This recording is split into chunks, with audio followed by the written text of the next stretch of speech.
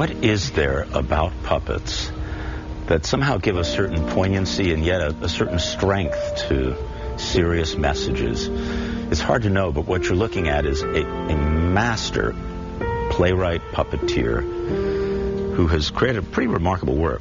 Kevin Augustine has created Hobo Grunt Cycle, and his characters, although they may be made of foam and fiberglass, really say a lot. Kevin is going to be joining us here in studio. I want to introduce you to some of his friends. What is this guy's name here? Coco.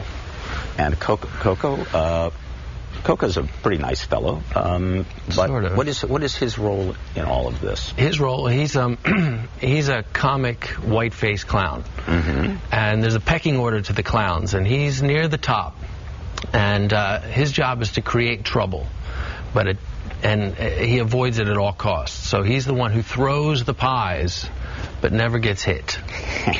So he likes to be in control. Okay, so you've got some beautiful, I mean, look at these beautiful puppets here. Thank you. Why do you use puppets instead of people to tell these stories? I use puppets because puppets to me are magical. And anything that's magic means anything is possible.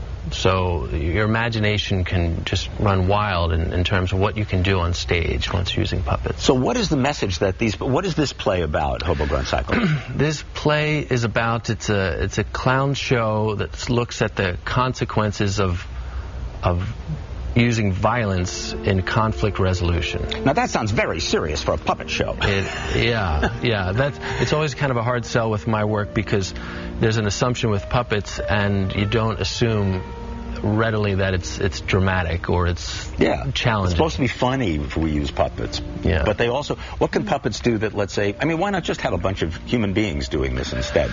Well, practical, the economy, it's a lot cheaper. So your small company, these puppets don't cost you much? Oh, I don't have to put them up at a hotel or fly them separately. No. Plus, also, it's just I've never lost the connection I had when I was a kid, and my grandmother had made me some puppets. And seeing that, wow, you don't have to buy your toys. You can make them. You create the world that they live in. So that's always stuck with me as really wonderful. Now, you've got a range of clowns in this particular show. Yeah. And you use clowns. Why?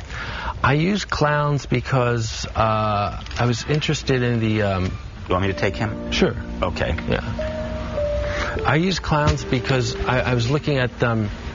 First of all, puppets because they grab people's attention. So I'm looking to tell stories that I think deserve to have more attention or voices that need to be heard. But clowns are supposed to be funny.